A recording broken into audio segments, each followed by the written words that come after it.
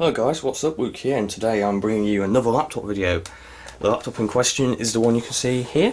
It is a Sony Vaio, and it comes from a time when apparently Sony actually built decent laptops. So, it's the PCG-FX601. Comes with a 1.1 GHz Mobile Duron processor, 14.1 inch screen. It came new with a 20 gig hard drive. I've fitted an 80 gig drive in here. 256 meg of RAM, which is all it's got at the moment. It can take up to 512. XP Home Edition has an internal modem, which is pretty useless. It's what due to its era, you can see there's nothing on the front, but you can have a second battery fitted if you remove the floppy disk drive. It's got integrated Ethernet, and it's got a very decent screen on it. The only real problem with it at this stage is that the keyboard is slightly bowed or not in properly, which is probably my fault, and therefore, as you can see, this panel doesn't actually seat properly. But let's move around to the back of the laptop for a moment. You can see now normally, it looks like there's not much here. You've got your power connector there, takes a 19.5 volt power adapter and 3 amps of current. You've got 2 USB 1.1 ports, and you've got your modem. However, beneath this door we have a serial port, a parallel port, a VGA port, and your onboard Ethernet. So what's particularly special about this laptop other than the fact I put an 80 gig hard drive in? Well, I paid essentially £4 for it. Now obviously, as you've seen, it's not connected to the power wall at all. Have a look at this, folks. Yes, this is a laptop from about 2002, and the battery still holds a charge. You can see I've installed Windows 98, although it doesn't always shut down properly. The screen is in very good shape. There's a couple of dark spots, which you probably won't be able to see on the camera because the light isn't good enough, but they're not really very major at all. I just sit down on my very squeaky chair. The screen is in really excellent shape. Speakers work fine, and I don't know how well you can see it, folks, but I haven't charged this for a couple of days. There's there's the battery indicator. Come on, focus. And if I go and hover over it, 90% remaining. This has been sat still for a couple of days now. We'll charge it, although it holds a charge when idle, it doesn't hold it quite so well when it's actually in use, unfortunately. The main problem is that it does lose its charge fairly quickly, but it does last for about 40 minutes of gaming when on a full charge. That's a very rough estimate. It may be close to 50. Didn't get this option last time I played this. Probably because I've not run it from the shortcut. So, obviously, we're loading up some Sonic R here. It has an ATI Rage mobility chip in it, M1, which I ended up going to, I think, Lenovo's website to get the drivers for it. I had to get the sound chip drivers from somewhere else. I think it was CNET or something like that. Basically because Sony don't carry Windows 98 drivers, and I think I got chipset driver from somewhere else. Has a VIA KT133A chipset. As you can see, it runs very nicely. I don't know how well the quality of the picture is going to come out on this, and obviously it's perhaps not the best example of a game in the world to demonstrate because it doesn't have the highest frame rate, and I think that's just game rather than the system. But as you can see, it's not immediately conking out, and it's running nice and smoothly. It definitely gets warm, but I would expect that on an old laptop. Oh, I can't go through there, damn. But it runs perfectly smoothly. The sound is good, despite the fact the speakers aren't secured. The music quality is very decent. Shan't show you any because I don't want the music mafia on my ass. Put it in a little bit less polite way than UXW Bill would usually do it, but it runs absolute like a charm. The keyboard is fantastic, apart from the fact it's not secured properly, in that all the keys are a proper size, although obviously there's no numpad.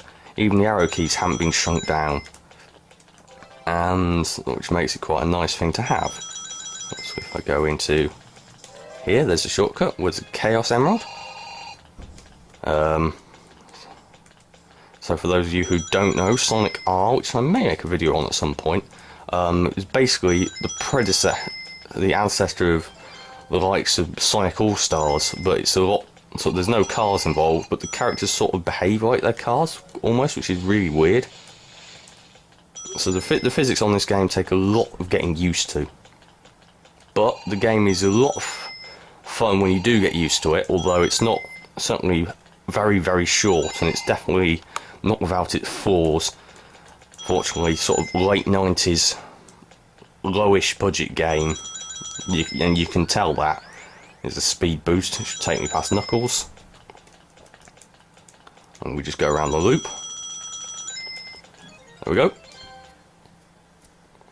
So as you can see, although that may have not been the best censored picture in the world, because I was looking at the screen and not the camera, the game runs perfectly fine. Now obviously if I stop now telling me about the Chaos Emerald, you can see again there's no untoward odd behaviour from the lights.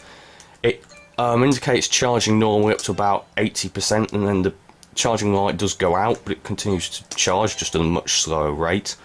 So obviously the charging light is related to it sort of doesn't show beyond a certain rate. But even when this laptop gets warm, it doesn't show any signs of instability, and when the battery's above sort of 80%, yeah, it's down to 76% now, but you know, it definitely does the job. So, I mean, considering this laptop was part of a job lot of untested laptops, which were £4 each, essentially, and that's including postage and packaging. The hard drive costs £10.50, including postage and packaging. But it's an 80 gig IDE drive, so I was willing to pay a little bit for it, because it's a decent size for a laptop drive. Has a DVD CD-ROM drive, but it's not a burner, unfortunately. There's your floppy drive. You've got two PCMCIA Type 2 slots, and then you got sort of your brackets in them. You've got headphone, microphone, and I think that's S-Video composite out. I think that's a mini Firewire port, and the battery is located under this flap. So let's just go ahead and shut her down and see if she's going to behave. There's no hibernate option in there for some reason. Now, is this going to shut down properly or not? Probably not. Apparently not, no. It's an issue I've had with Windows 98 and a certain update, I think. Oh no, there we go. So, just flip it up, and then, you know, we've got completely upside down because I'm a moron. There's your model code and everything. So, model on the bottom doesn't reflect the same. There's your voltage and ampage ratings. I just use a universal charge with it, works fine. You've got your serial number, part number. You've got an XP sticker which my hand is conveniently covering. I'm assuming it spent some of its time in Hertfordshire, or maybe that says Heats, I don't know, I think it does. There's also an adapter for a docking station there. I think the Wi-Fi card, or rather the modem, is located under this flap, and I'm pretty sure the memory is located under this. The keyboard was under underneath the keyboard is where I had to take the keyboard out to put the hard drive in. The keyboard was already a bit loose when I got the thing, but this just shows what a bargain you can have. It's more than capable enough as an office machine today, as long as you were willing to use Windows 98, really, because Windows XP won't be that quick with 256 meg of RAM. Although it'll probably perform better than a lot of Pentium 4 systems will, which is saying a lot considering it's a 1.1 GHz budget processor. It runs Windows 98 fine, and I mean, I couldn't really ask for much more. Say it's a shame Sony laptops lost their way down the line, because this is a very good example of a vintage, well, not vintage, but you know, sort of 10-15 year old type of laptop. It's not too fat, it doesn't run ridiculously hot, although it's definitely a leg warmer. But that's what you get with older laptops because the processors were basically very slightly reduced desktop versions. It's what you're going to do, unfortunately.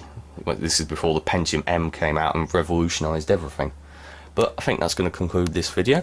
If you enjoyed, please leave a like, comment and subscribe. There will be more of this sort of video coming in the future, because I've got a whole bunch of other laptops to film, and those videos will come as and when the laptops are at least ready for me to demonstrate something. So yeah, any questions or comments, please feel free to ask them. If not, until next time, have a good day guys, and see you soon.